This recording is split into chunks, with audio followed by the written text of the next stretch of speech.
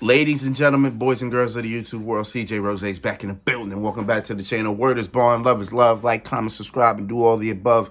And if you ain't doing anything today, follow my Instagram. RugerRose23 is the place to be. All right.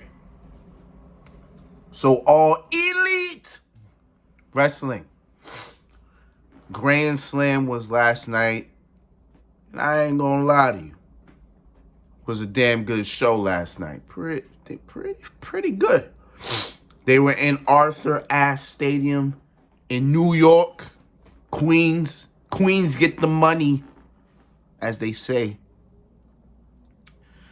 And one of the best crowds of the year, in my opinion, because listen, we New York, man. I'm happy to be in New York sometimes. Sometimes I feel good to be in New York because we are one of the best sports crowds and sports towns in the country. I feel happy about that, and especially when it comes to wrestling. We are definitely one of the best crowds in the country. Probably, I'd say New York City based, because when they go upstate like Albany and Buffalo, their crowds are alright. They're alright.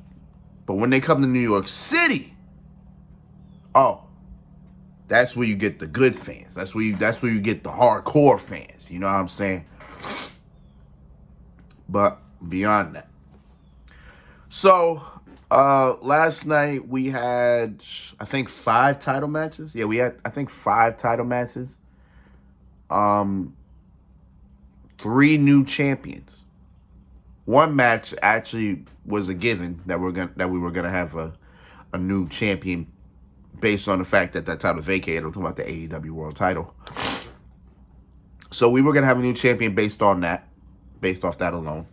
But the other 4 matches, two champions retained.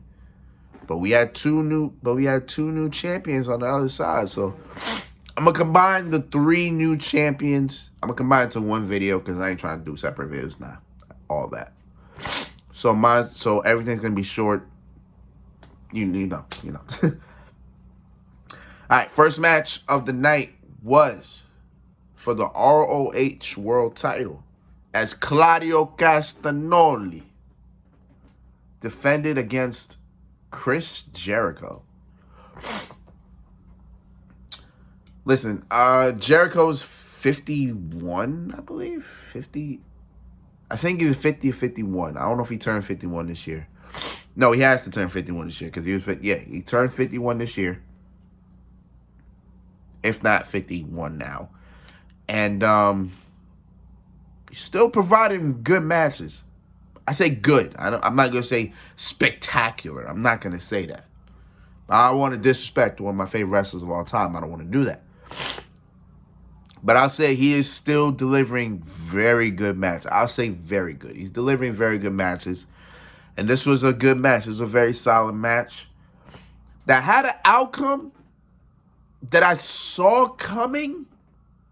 But even when it happened, it was like, wow. You know those outcomes where it's like, you feel it's gonna happen, but then when it happens, it's still like a shock in a sense. You know what I'm saying? Like pretty much how the wrestlers win titles. You know, when they win a match or win a title, they have to act surprised or their emotions just start coming out because, oh my God, the moment is here. Now it's time to just show it. You know what I'm saying? Yeah. That's how I'm feeling about this one. So Jericho and Claudio had a solid match. Jericho pretty much won by cheating, which honestly I thought he would win pretty much with the Jericho Appreciation Society coming out and helping him. Nah, he won with a simple low blow. One swift kick to the nuts. And a Judas effect, and Jericho is the ROH World Champion. It is actually super surprising that Jericho, in 2022, Jericho is a world champion. Jericho's now an 8-time world champion. That's crazy to me. That is pretty wild to me. But I'm happy in the sense because Jericho is a world champion. How long is he going to keep it? I don't know. I feel like Claudio may get that title back maybe in the next month or two. If they give Jericho a lengthy reign, I say Jericho probably holds it for about, I say the longest 4 months, maybe shorter than that. But I think Claudio may get that title back. He might. Some people, I saw mostly Instagram reactions. I have not checked Twitter because I want to see Twitter because this might be hilarious or might not be, but we'll see. But how I feel about it, listen, I love Jericho. I'm good. I'm good on it. Next match after this was the AEW World Tag Team titles. Or the AEW Tag Team titles, yeah. Swerve in Our Glory versus the Acclaimed. You cannot sit here and tell me that this match or both teams were not trying to favor New York. You can't tell me that. Why do I say that? Swerve in Our Glory come out with Fabulous. Fabulous, you know. Fabolous. I haven't seen Fab in God knows how long. But he's there. I'm like, okay. Not to mention Swerve in Our Glory wearing Knicks colors. They're wearing Knicks colors. I was just saying that like, man, can't get any more worse than this. Can't do it. Not saying it was bad. It was just like, wow. Here comes the Acclaimed. With not only Billy Gunn with him, but DJ Wookid, who is 50 Cent and G-Unit's DJ.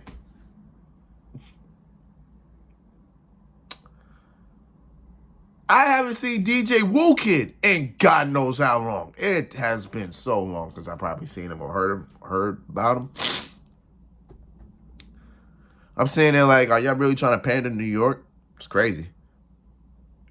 Before I get even further, Swerve was getting booed out the building. Bro, Swerve is a heel right now, bro. A heel. He's getting a lot of heat.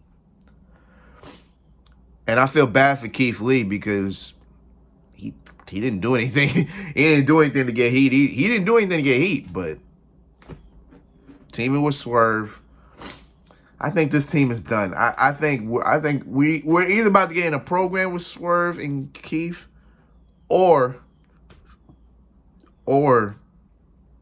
they just break up and then Swerve just ventures on his own. Because it's just like I don't know. Like you can see, like this already is so vivid that you don't even have to think about it. Like Swerve and Lee were having like slight problems already. Now it just seems like they're already like Swerve is here, Lee is here. Like it's a separation. And this just makes it worse. But I think this match, but let's talk about the match. The match actually probably wasn't, it definitely wasn't the same as All Out. This was a rematch. This is a rematch from All Out. Where the whole world was sitting here talking about, man, the claim should have won, this, that, and the third. Tony Khan should have called an audible, all this. So it's like Tony Khan's pressured, like, all right, I'll make a rematch for y'all. And the claim will win. Don't worry. I'm telling you, when Tony Khan's pressured, he'll just do whatever anybody wants. I'm sorry. I'm sorry. I haven't been seeing Tony Khan lately since the whole All Out situation. I have not. I'm sorry, I haven't. And it ain't gonna change. But regardless, I think All Out match was better.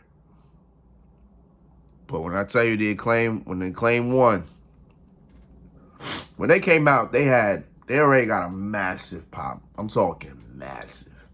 Then when they won the title, even more massive pop. Crowd went crazy. Crowd went ballistic.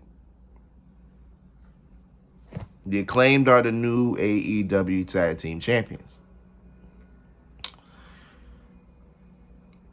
I'm good. I'm fine. It's cool. Again, they were supposed, based on how it looked in All Out, supposed to win there. So they won the titles. Boom.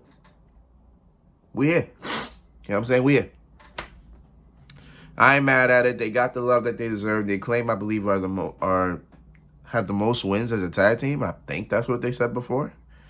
So yeah, this just solidifies it. That's all I got. That's all I got for them. As we go all the way to the main event. Jon Moxley and Bryan Danielson 2 for the AEW World Title. Now, the funny thing about the thing about it, right, is this. They did like a small video package way before the match was about to begin. Way before, like maybe like 8-ish. Of pretty much previewing this match. Now Danielson said and highlighted that he only lost to 4 people in AEW. He lost to Jericho, Garcia, Page, and Moxley. He lost to Jericho at All Out. He got the rematch in the semifinals of the Tournament of Champions. He lost to Hangman Page that January, I believe. I think that was January. Because they lost in their rematch. Because Danielson lost in their rematch because the first match they had was a draw. So I believe they rematched in January. Did they? Yeah, they rematched in January. Then Danielson beat Page the first round of the Tournament of Champions. And Garcia beat him, when was that match? I think a month ago? Almost 2 months ago. And then they had their rematch 2 out of 3 falls, and Daniel Bryan was able to get that. No. Was their first match a 2 out of 3 fall? No, their rematch was a 2 out of 3 fall. So yeah, I think Bryan won in that capacity. So he pretty much said, everybody that I lost to, I beat. I got my run back. Moxley's the only one left. That solidified me of my opinion because me personally, I thought Danielson was going to win this. I really thought he did. Because it didn't make any sense. I was like, Moxley winning? I don't know. Like, sounds too weird. Like, nah, I don't. It's not working for me. Because Moxley has been, let me tell you something. Actually, I'll get to that once I get to this. So the match begins. I'm trying to figure out this match was better than their first encounter. I think the first encounter was pretty good. Second encounter was good too.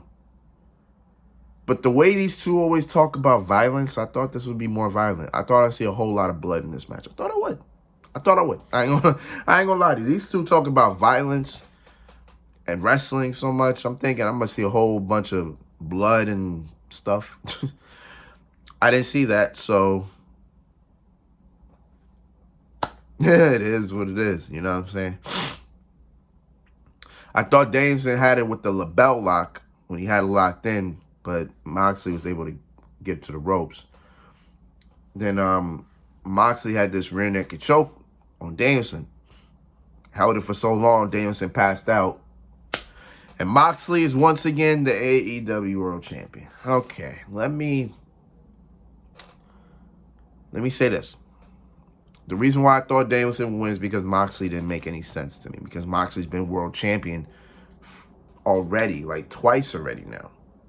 Like he won the interim championship, then he won the undisputed title, and now he just wins the thing. Period.